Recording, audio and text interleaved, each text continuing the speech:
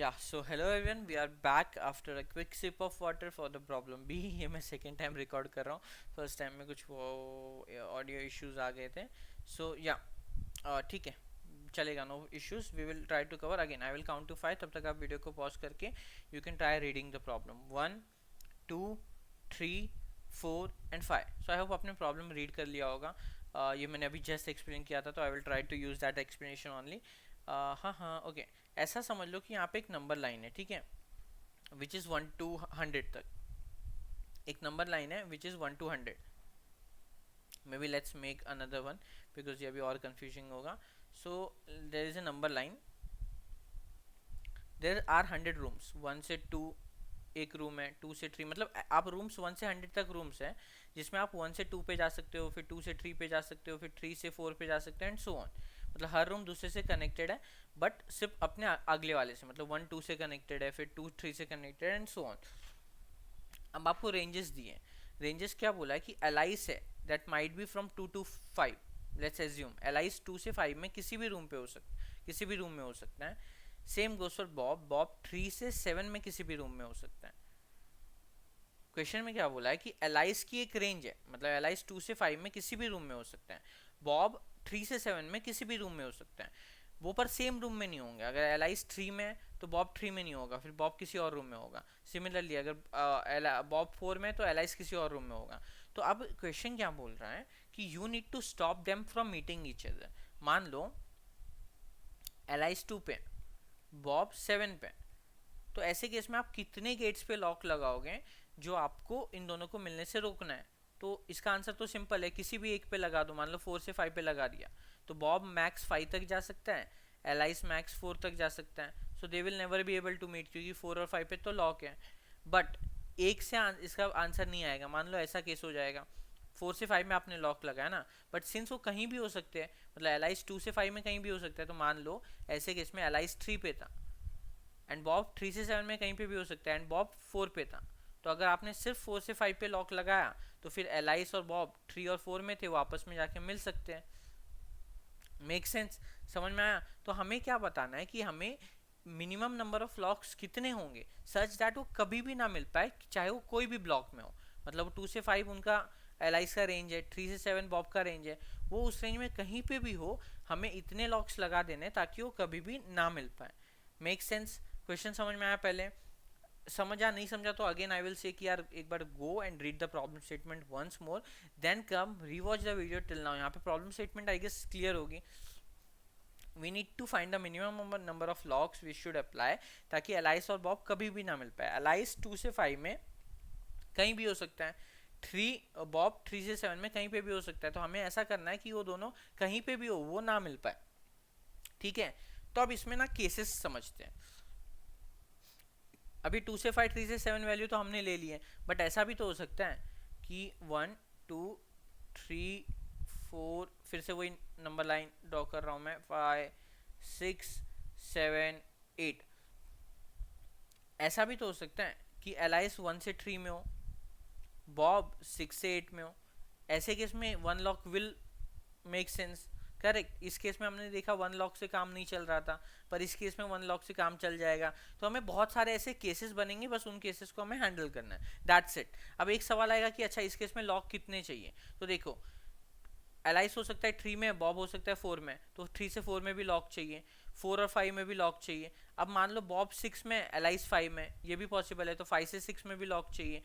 Alias 2 में, Bob 3 में, तो इन दोनों यहाँ पे भी मिल सकते हैं, तो 2 से 3 में भी एक लॉक चाहिए.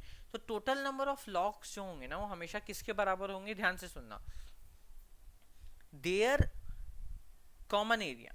मतलब एलाइस 2 से 5 में था, बॉब 3 से 7 में था, तो क्या मैं बोल सकता हूँ कि 3 से 5 उनका कॉमन एरिया है? तो कॉमन एरिया में टोटल लॉक्स चाहिए ही चाहिए, उसमें कोई कंजूसी नहीं. उसमें कंजूसी हुई तो दोनों मिल लेंगे, which we don't want to allow. Make sense? फिर कॉमन एरिया खत्म होने के बाद अगर राइट में जाने की जगह है, अगर राइट में जाने की जगह है, एज वी सी की बॉब उसके भी राइट में हो सकता था, तो फिर राइट में एक लॉक लगाओ.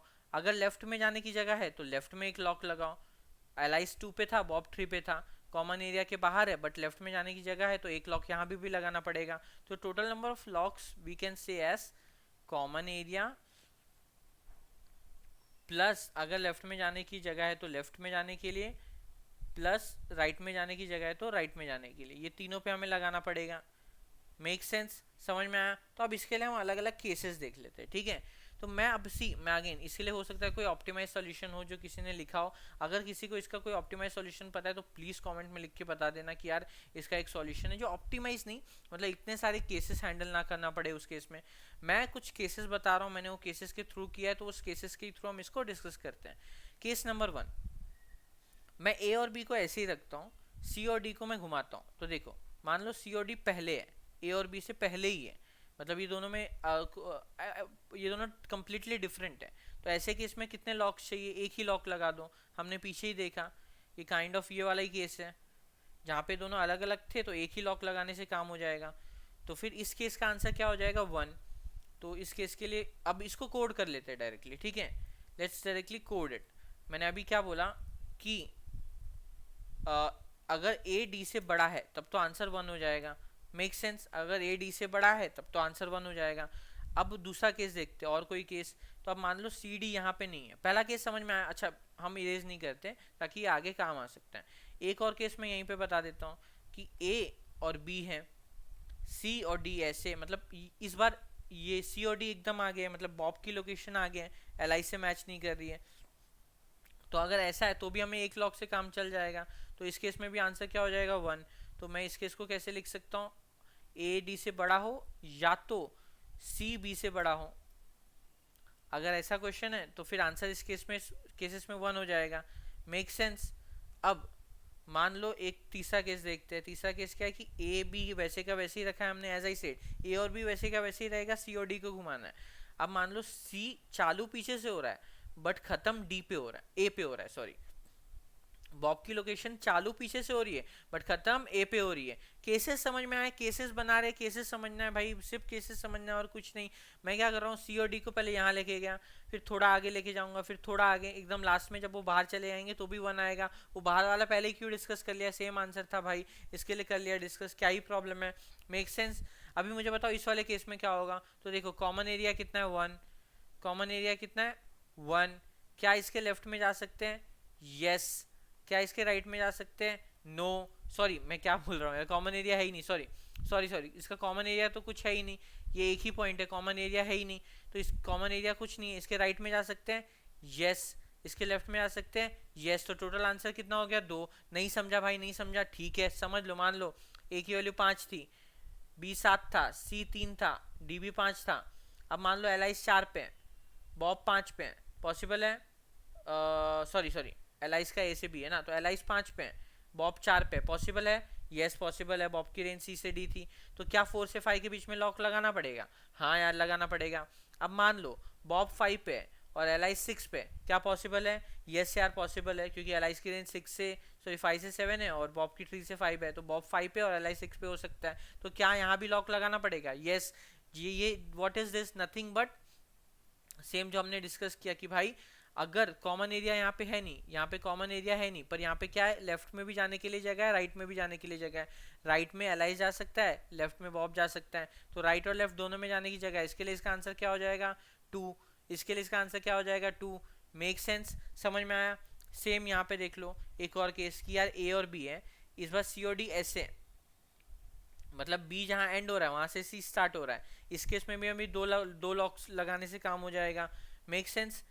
ये केस फिर से मुझे समझाने की जरूरत है क्या? इसमें भी 2 लॉक लगाने से क्यों काम हो जाएगा? अगेन एलाइस यहाँ हो सकता है, बॉब यहाँ हो सकता है, या तो एलाइस यहाँ हो सकता है और बॉब यहाँ हो सकता है। तो इस केस में भी हमें 2 लॉक्स लगाने पड़ेंगे। तो इस केस का दोनों का आंसर समझ में आया? हाँ या ना? आई होप समझ में आया होगा। Make sense? समझा नहीं समझा, समझा नहीं समझा?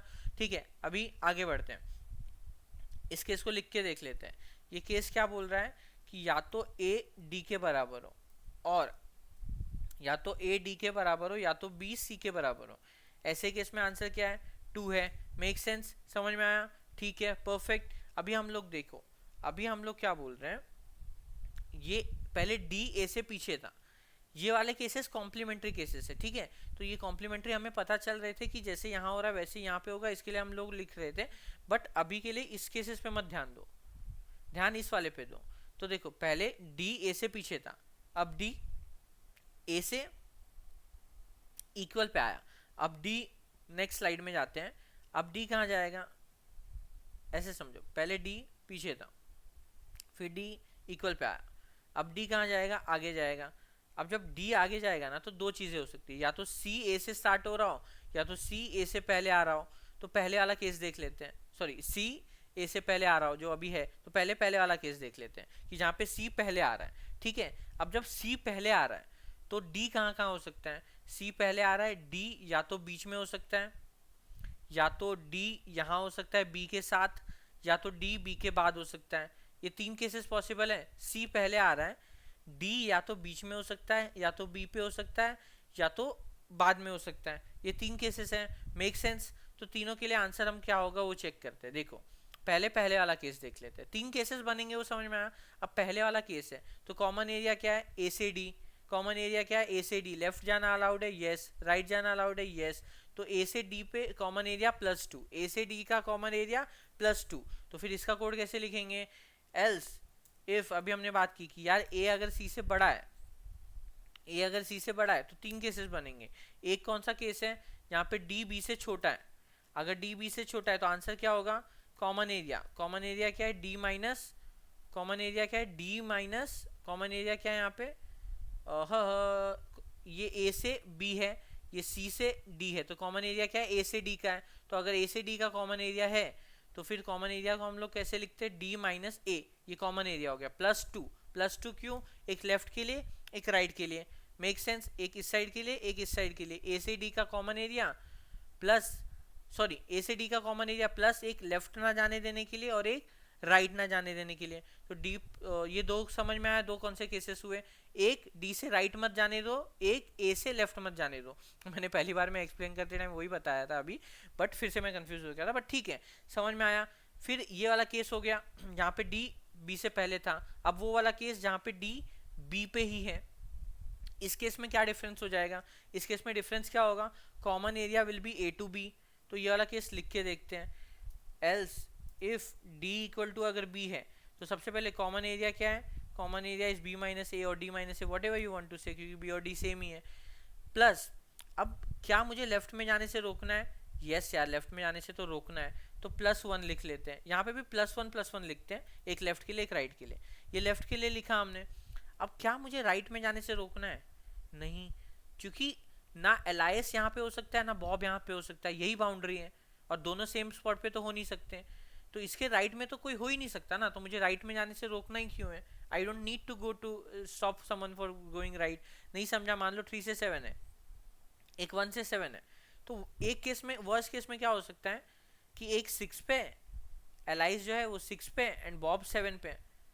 अगर ऐसा भी है तो 6 और 7 के बीच में तो लॉक है ही, क्योंकि वो कॉमन एरिया है। अब बॉब यहाँ से 7 से कहीं भी जाए क्या ही फर्क पड़ता है, एलाइस जो है बॉब यहाँ से कहीं पे भी जाए 7 से, उससे क्या ही फर्क पड़ता है, क्योंकि वो लेफ्ट में आ नहीं सकता।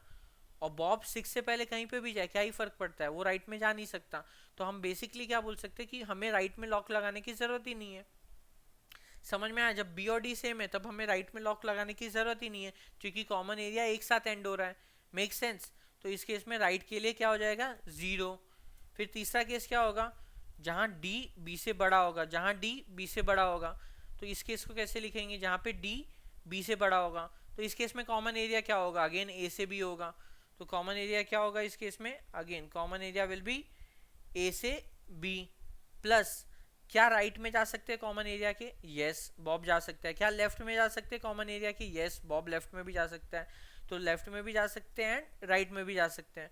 तो ये तीनों केसेस कवर हो गए, मेक सेंस, समझ में आया। तो हमने अभी तक ये वाले तीनों केसेस हो गए। अब कौन से केस कवर्ड हो गए, एक के कौन से कवर्ड हो गए लिख के देखते हैं। देखो हाँ, मैं बोल रहा हूँ ए से बी था, पहले सी और डी दोनों पीछे थे, ये वाला कवर कर लिया हम लोगों ने। फिर डी ए पे था, ये वाला कवर कर लिया।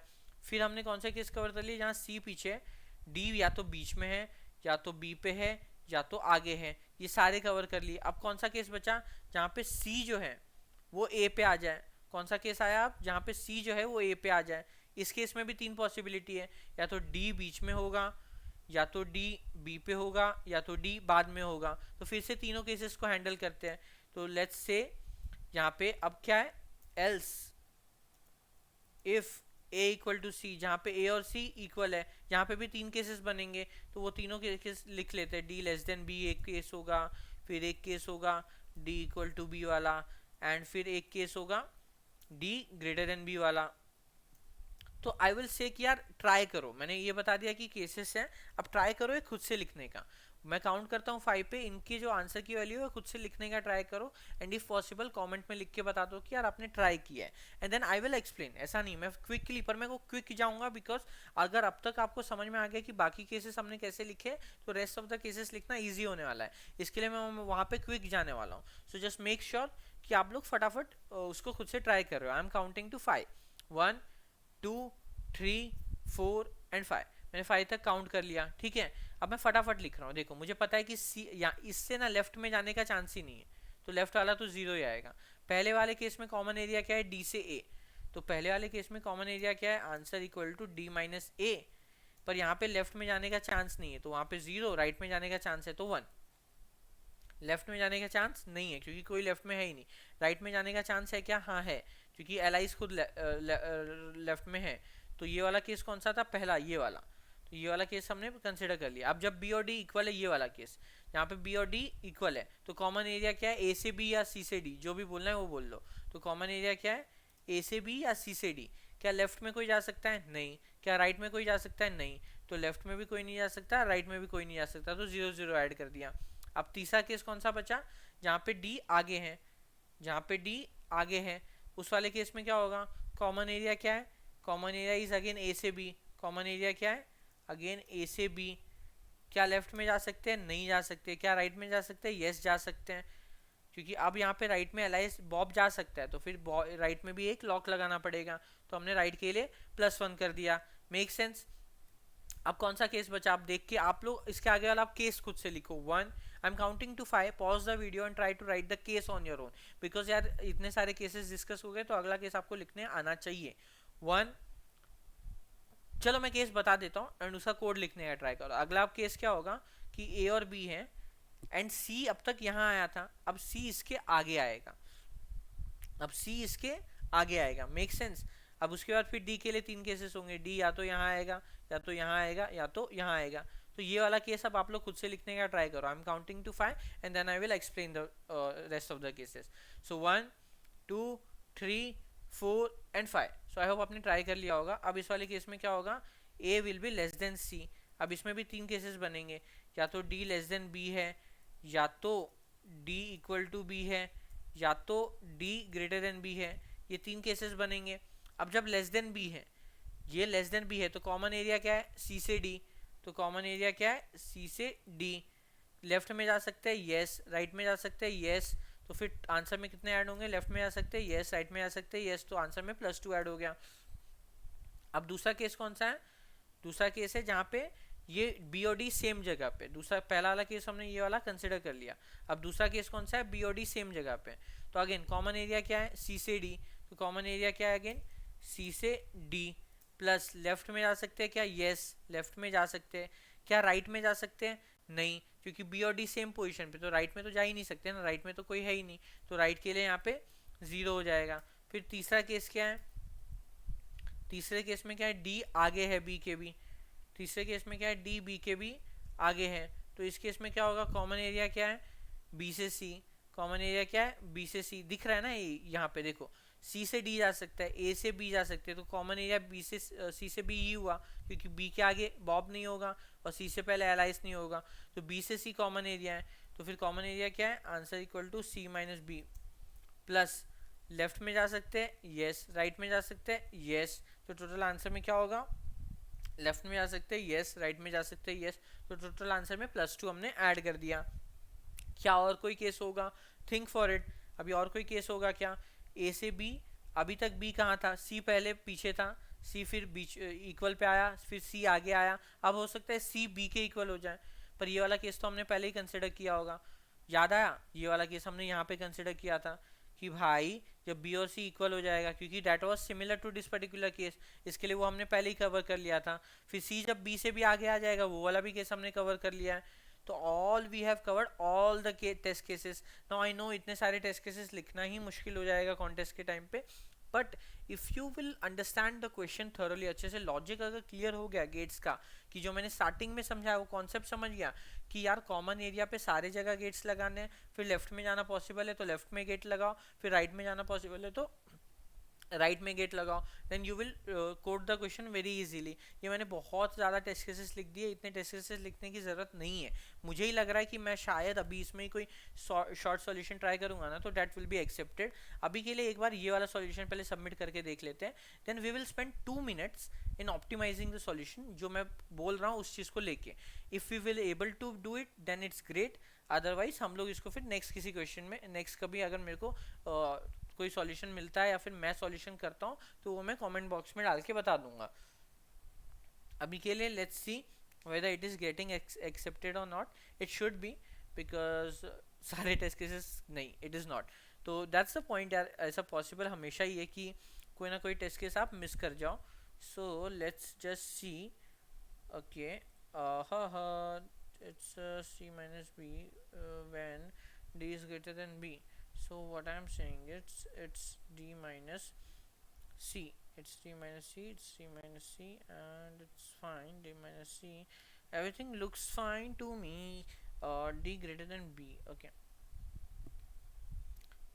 ठीक है, अभी तो यही टेस्ट केस फेल हो रहा है। सो कौन सा वाला था, ये वाली टेस्ट केस है, ये फेल कहाँ हो रही है, दैट इज, अच्छा हम ये देख सकते हैं एक्चुअली, माय बैड, ये देखते हैं कौन से टेस्ट केस में फेल हो रहा है, ताकि डीबगिंग हमारे लिए यहाँ पे थोड़ी आसान हो जाए अगर हम देख पाए तो।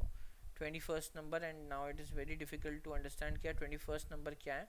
सो लेट इट बी, हम इसको ऐसे ही डीबग करने का ट्राई करते हैं। So what I am saying is कि जब ओके बी माइनस ए था यहाँ पे, इट्स फाइन, एंड यहाँ पे d minus a था, that's fine as well, and then here it was b minus a which was again fine, here it was d minus a, that makes sense, and then there was b minus a and b minus a, that makes sense as well. Here it was d minus c, makes sense, d minus c, again d minus c, makes sense, since d is equal to b then it's fine.